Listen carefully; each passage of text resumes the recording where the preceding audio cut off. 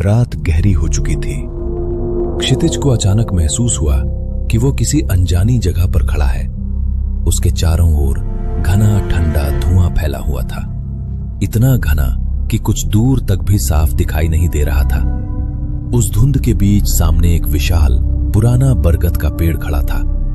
उसकी मोटी जड़ों के बीच से ठंडी हवा ऐसे निकल रही थी जैसे पेड़ सांस ले रहा हो। पेड़ के नीचे कई लोग बैठे थे। कोई चुपचाप एक दिशा में घूर रहा था, कोई औरत सिर पकड़कर बेकाबू होकर रो रही थी।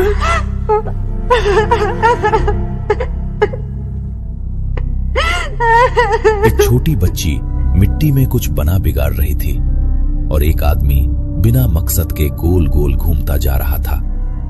सबकी आंखों में एक ही चीज थी, खालीपन, जैसे उनमें से जीवन का अर्थ ही निकल गया हो। इन्हीं सब के बीच एक लड़की जमीन पर बैठी थी। वो सामने बिखरी छोटी छोटी कवड़ियां गिन रही थी। 2, 4, 6, 8, 10, 12, 14। जैसे ही वो 14 तक पहुंचती, वो जोर से चिल्लाती। उसकी आंखों से आंसू बहने लगते और वो जोर जोर से रो पड़ती। फिर थोड़ी देर बाद वही कवड़ियां फिर से गिनना शुरू कर देती। ये दृश्य देखकर क्षितिज का दिल तेजी से धड़कने लगा। उसके पूरे शरीर में ठंडी सिहरन दौड़ गई। उसने डरते डरते आसपास देखते हुए पूछा, तो तुम लोग कौन हो? ये कैसी जगह है? मैं यहां कैसे आ गया? उसकी आवाज धुएं में खो गई। चारों ओर वही लोग थे, लेकिन किसी ने उसकी तरफ देखा तक नहीं, जैसे वो वहां मौजूद ही ना हो। अचानक हवा भारी हो गई और उसी ठहरी हुई हवा में एक गूंजती गहरी अनजानी आवाज फैल गई। अतृप्त आत्माओं के जग में तुम्हारा स्वागत है। क्षितिज के पैरों तले जमीन जैसे खिसक गई। वो कांप उठा। अतृप्त आत्माओं का जग? लेकिन मैं यहां कैसे आ गया? कुछ क्षण सन्नाटा रहा, फिर वही आवाज फिर से गूंजी, धीमी लेकिन और करीब। थोड़ी देर पहले जो तुम्हारे साथ हुआ उसे याद करो। क्षितिज का माथा पसीने से भीग गया। उसने आंखें कसकर बंद कर ली और याद करने की कोशिश की कि आखिर कुछ देर पहले उसके साथ क्या हुआ था। तभी अचानक उसके दिमाग में धुंधले धुंधले दृश्य उभरने लगे, जैसे बिखरी हुई यादें धीरे धीरे जुड़ रही हों। एक एक पल, एक एक घटना, सब कुछ फिर से उसकी आंखों के सामने लौटने लगा। आज क्षितिज बेहद खुश था। सालों से चल रहा उनकी नजरों का अनकहा रिश्ता आज शब्दों में बदलने वाला था, क्योंकि आज वो अपनी प्रेमिका को प्रपोज करने जा रहा था। वो रेस्टोरेंट में उसका इंतजार कर रही थी। जैसे ही क्षितिज रेस्टोरेंट के सामने पहुंचा, उसकी नजर उस पर पड़ी। वो खिड़की के पास बैठी थी। उसे देखते ही उसके होठों पर वही जानी पहचानी प्यारी मुस्कान खिल उठी। क्षितिज का दिल जोरों से धड़कने लगा। उसने एक गहरी सांस ली और उसकी ओर कदम बढ़ाए ही थे कि धड़ाम! अचानक एक तेज रफ्तार ट्रक ने उसे जोरदार टक्कर मार दी और अगले ही पल सब कुछ अंधेरे में डूब गया। क्षितिज ने कांपती आवाज में कहा, मतलब मैं मर चुका हूं और यहां आ गया? उसकी आंखें भर आईं, होठ कांपने लगे। वो घुटनों के बल वहीं बैठ गया और रो पड़ा। मेरे हिस्से में यही लिखा था, अधूरी मोहब्बत, अधूरी जिंदगी। मैंने तो अभी शुरू भी नहीं किया था। मैं उसे बताना चाहता था कि मैं उससे कितना प्यार करता हूं, और उससे पहले ही सब खत्म हो गया। उसकी आवाज टूटती जा रही थी। कुछ देर तक वो बस रोता रहा, लेकिन धीरे धीरे क्षितिज की सांसें संभलने लगीं। उसने आंसू पोंछे, चेहरा ऊपर उठाया।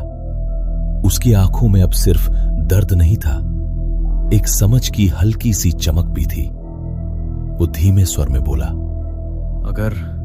अगर मैं ऐसे ही अपने अधूरेपन से चिपका रहा तो मैं भी शायद हमेशा जीवन और मृत्यु के बीच यूं ही अटका रह जाऊंगा, तुम सबकी तरह। उसने धीरे धीरे चारों ओर देखा, एक एक चेहरे को, एक एक सूनी आंख को। फिर शांत लेकिन दृढ़ स्वर में बोला, शायद हमें अपनी अपनी कहानियां एक दूसरे को सुनानी चाहिए, अपनी अधूरी बातें, अपना दर्द बांटना चाहिए। शायद तभी हमारे मन का बोझ हल्का होगा, वरना हम यूं ही इस अतृप्त जग के बंधन में फंसे रहेंगे और कभी यहां से मुक्त नहीं हो पाएंगे।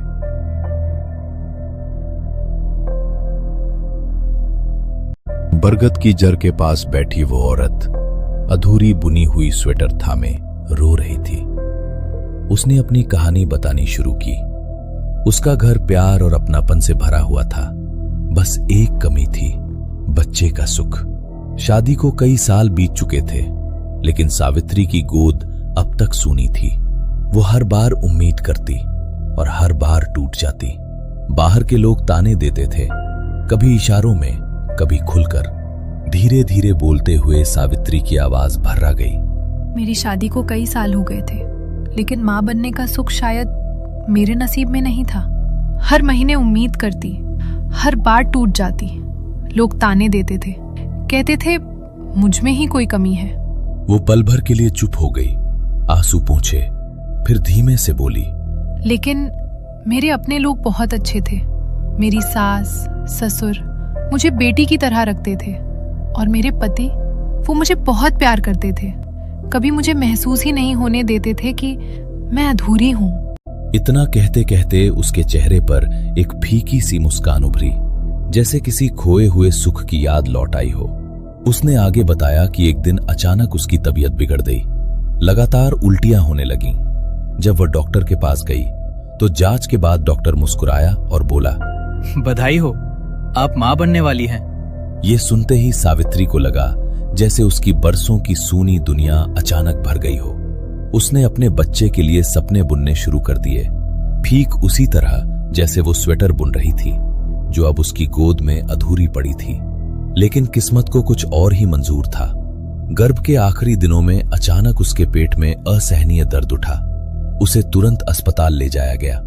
ऑपरेशन से पहले डॉक्टर ने परिवार से कहा, स्थिति गंभीर है, या तो बच्चा बचेगा या मां। सावित्री की आंखों से आंसू बहने लगे। मेरे पति और सास ने डॉक्टर से कहा, बच्चे को छोड़ दो, सावित्री को बचा लो। लेकिन मैंने डॉक्टर से कहा, नहीं, मेरे बच्चे को बचाइए, चाहे मेरी जान चली जाए।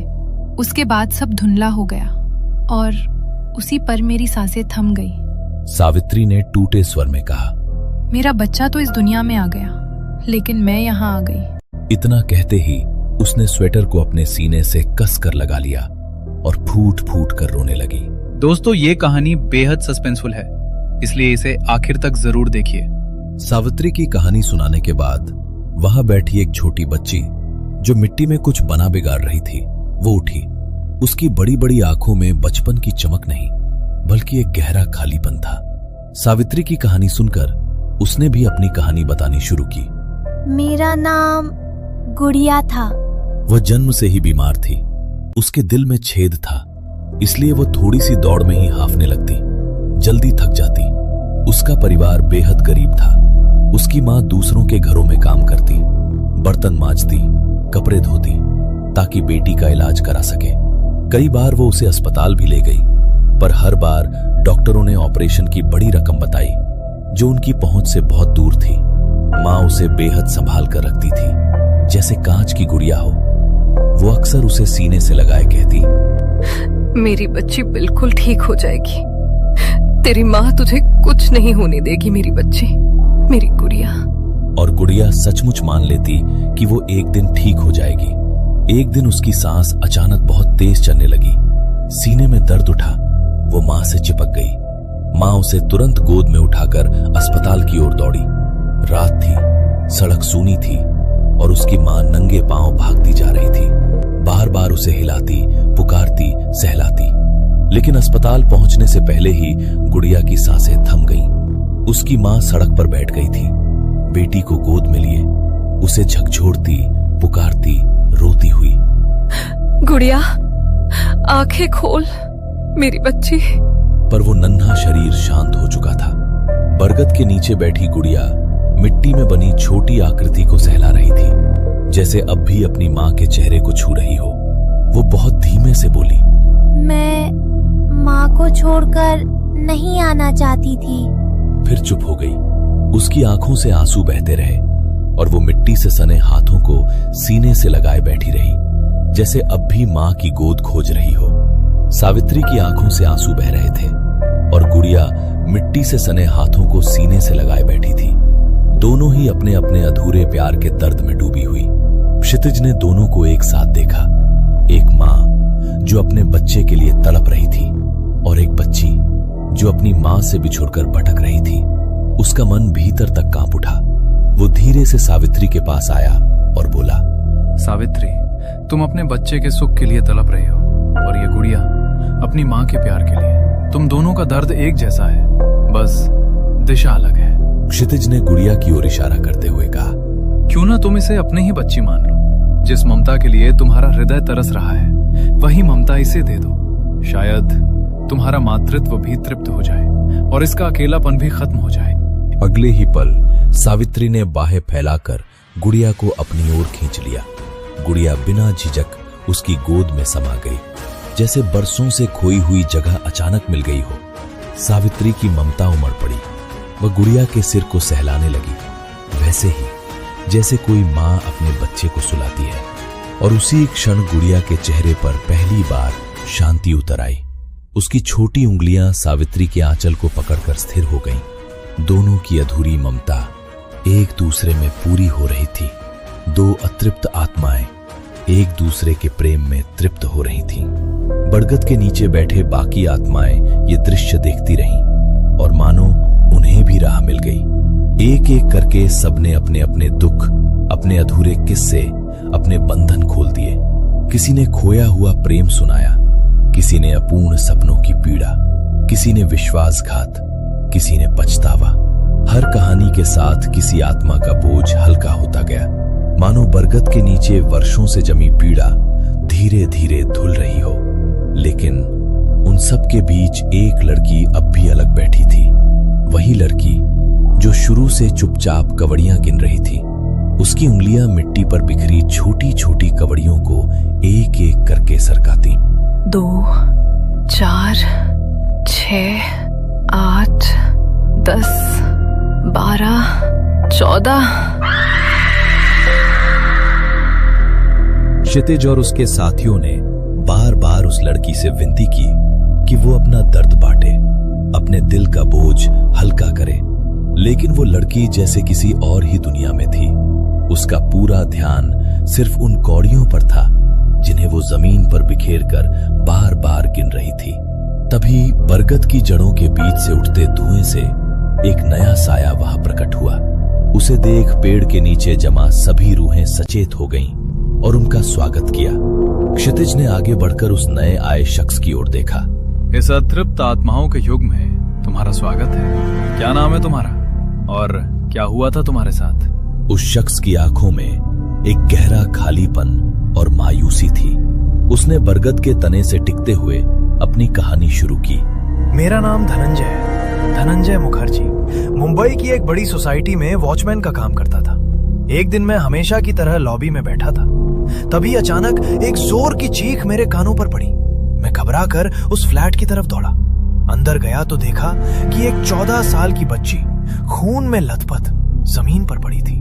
मेरा कलेजा कांप गया। मैंने भागकर उसका खून रोकने की कोशिश की, उसे बचाने की जद्दोजहद की, लेकिन तभी उसके माता पिता और पड़ोसी वहां पहुंच गए। उसकी आवाज कांपने लगी। उन्होंने मुझे उस लड़की की लाश के पास खून से सने हाथों के साथ देखा और बिना कुछ सुने मुझे पुलिस के हवाले कर दिया। मुझ पर उस बच्ची के साथ दरिंदगी और खून का इल्जाम मढ़ दिया गया। हालांकि मेरा कोई दोष नहीं था, मैंने कुछ भी नहीं किया था, लेकिन कानून को सिर्फ सबूत दिखे। मेरी बूढ़ी माँ और मेरी पत्नी ने मुझे बचाने की हर मुमकिन कोशिश की, हर दरवाजा खटखटाया, पर किसी ने उनकी एक नहीं सुनी। आखिरकार मुझे फांसी दे दी गई। अभी धनंजय अपनी बात पूरी कर ही रहा था कि अचानक कौड़ियों के टकराने की आवाज रुक गई। वो लड़की जो अब तक खामोश थी, अपनी जगह से बिजली की तरह खड़ी हुई और चीख पड़ी। बस धनंजय, बस, बंद करो अपना ये पाखंड। पहचाना मुझे? मैं ही हूं वो जिस पर तुमने बलात्कार किया और जिसे बेरहमी से मार डाला। सबकी सांसें थम गई। हेतल की आंखों में प्रतिशोध की ज्वाला थी। उसने धनंजय की तरफ उंगली उठाते हुए कहा, तुम जिंदा थे तब भी झूठ बोलते रहे और मरने के बाद भी यहाँ झूठ परोस रहे हो। मैं यहाँ इतने सालों से सिर्फ और सिर्फ तुम्हारा ही इंतजार कर रही थी ताकि तुम्हारी रूह को उसके अंजाम तक पहुंचते देख सकूं।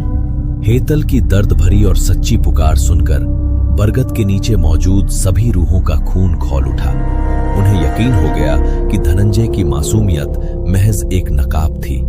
देखते ही देखते वहां मौजूद रूहें धनंजय को घेरने लगीं और उसे श्राप देने लगीं। तो तू ही है वो नराधम जिसने रक्षक होकर भक्षक का काम किया। धिक्कार है तुझ पर। तूने मासूम हेतल पर वो अत्याचार किया जिसकी कल्पना से ही रूह कांप जाए। तू इस अंधेरी दुनिया में भी रहने के काबिल नहीं है। तभी एक तीसरी रूह ने आगे बढ़कर आसमान की ओर हाथ उठाए और अपनी भारी आवाज में श्राप की घोषणा की। हम सब मिलकर यमराज से ये प्रार्थना करेंगे कि जब इस पूरे विश्व के हर जीव को मोक्ष मिल जाएगा, उसके 14 साल बाद नहीं, 140 साल बाद नहीं, बल्कि 1400 सालों के बाद इस धनंजय को मोक्ष का द्वार नसीब हो। इसे इसी अंधेरे में तड़पना होगा। उस रूह की आवाज पूरे वातावरण में गूंज उठी। इस जन्म के कर्म, इस जन्म का फल, नियति का चक्र हमेशा पूरा होता है। धनंजय वहां अकेला खड़ा कांप रहा था, जबकि अंधेरे ने उसे चारों तरफ से जकड़ना शुरू कर दिया। बरगद के पत्तों की सरसराहट जैसे उसके पापों की गवाही दे रही थी। न्याय हो चुका था, लेकिन वो रूहानी न्याय मौत से भी बदतर था।